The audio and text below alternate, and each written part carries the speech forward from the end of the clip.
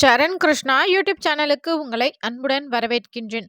குலதெய்வத்துடன் நீங்கள் பேச வேண்டுமா? இதோ உங்களுக்கான பதிவு. நம்ம வாழ்க்கையில நிறைய பிரச்சனைகள் வந்து கொண்டே இருக்கும். நிறைய பேர்ட்ட நம்ம போய் ஆலோசனை கேட்போம்.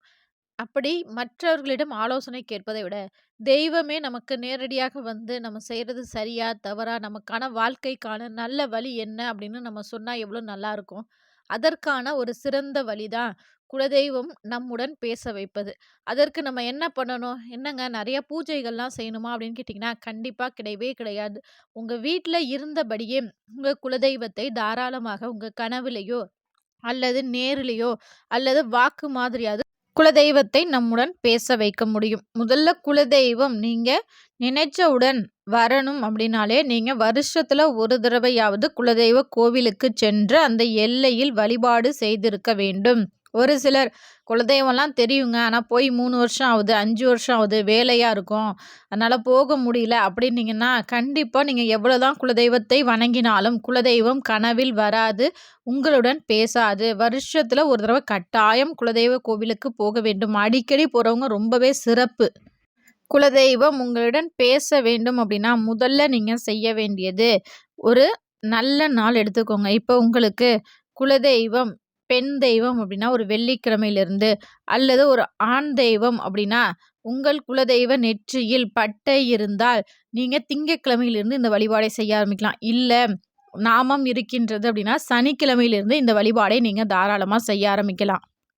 இப்படி குலதெய்வத்தின் நெற்றியை பார்த்து உங்களுக்கு எந்த பிரச்சனை இருந்தாலும் சரி, உங்க வழிபாட்ட எந்த கிழமையில ஆரம்பிக்கணும் அப்படிங்கிறத நீங்க முடிவு பண்ணிக்கோங்க. முடிவு பண்ணி நாளே உங்க வீடை முழுவதுமாக சுத்தம் பண்ணிட்டு, காலை, மாலை 2 நேரமும் உங்க குலதெய்வம் சார்ந்த எந்த பொருள் நீங்க வீட்ல வச்சிருந்தாலும் சரி, நீங்க நிறை சொம்பு நீர், கலசம், குலதெய்வ படம் எது உங்க வீட்ல இருக்கோ, அந்த தெய்வத்தின் முன்னாடி, அந்த குலதெய்வம் சார்ந்த பொருட்கள் முன்னாடி ஒரு குலதெய்வ விளக்கு ஏற்றி வைக்க வேண்டும். தினமும் குலதெய்வத்திற்கு ஏதாவது ஒரு நெய்வேத்தியம் 2 வாழைப்பழங்கள், இல்ல ஏதாவது ஒரு பழங்கள், அல்லது ஏதாவது ஒரு இனிப்பு வகைகள், அல்லது பசும்பால்ல வெல்லம் மற்றும் ஏலக்காய் கலந்து வச்சு 2 நேரமும் நெய்வேத்தியம் வைத்து அந்த தெய்வத்தை முதல் 3 நாட்கள் நீங்க வழிபாடு செய்ய வேண்டும்.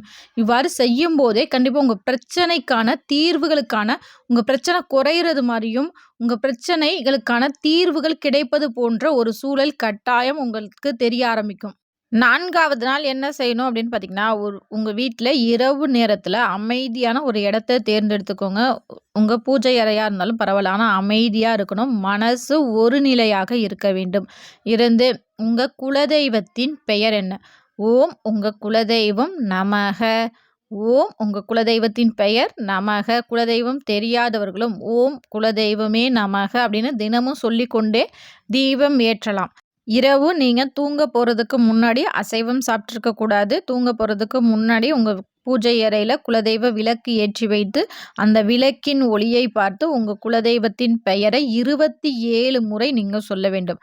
சொல்லிவிட்டு அந்த தெய்வத்தை மனதார நினைச்சு வேற எந்த சிந்தனையும் இல்லாமல், "தெய்வமே, என் குலதெய்வமே, என் குடும்பத்தை காக்கும் தெய்வமே, உன்னுடன் நான் பேச வேண்டும்" அப்படின்னு சொல்லி மனதார வேண்டிக் கொண்டு போய் தூங்கச் செல்லுங்கள். அவ்வாறு நீங்கள் செய்யும்போது கண்டிப்பா உங்கள் கனவில் குலதெய்வம் காட்சி கொடுக்கும். உங்கள் கனவில் குலதெய்வம் பேசும்.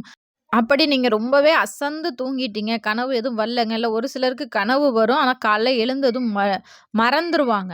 இது போன்று இருப்பவர்கள் காலையில எழுந்ததும் முதல் வாக்காக யார் மூலியமாவது உங்க பிரச்சனைக்கான தீர்வுகளா வரும். அது குலதெய்வத்தின் வாக்காக வரும்.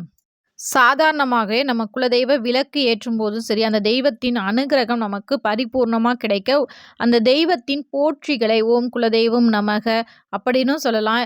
என் குலதெய்வமே, சக்தி தெய்வமே, உங்களுக்கு கோடான கோடி நமஸ்காரம் அப்படின்னும் அந்த தெய்வத்தை நம்ம அன்றாடம் வழிபாடு செய்யும்போது, குலதெய்வம் அனுக்கிரகம் உங்க குடும்பத்திற்கும் உங்களுக்கும் நிறைவாகவே இருக்கும். குலதெய்வத்தின் அனுக்கிரகம் நிறைவாக இருந்தாலே அந்த குடும்பம் சுபிட்சமாகவே வாழும். இந்த வீடியோ பார்க்குற உங்களுக்கு குலதெய்வத்தை ரொம்பவே பிடிக்கும் அப்படின்னா, "ஓம் என் குலதெய்வமே உனக்கு கோடி நமஸ்காரம்" அப்படிங்கிற கமெண்ட்ஸை மறக்காம எங்களோட கமெண்ட் செக்ஷன்ல ஷேர் பண்ணிக்கோங்க. இந்த வீடியோ உங்களுக்கு பயனுள்ளதாக இருந்தால் மறக்காம இந்த வீடியோவுக்கு ஒரு லைக் மட்டும் பண்ணிட்டு போங்க. நன்றி, வணக்கம்.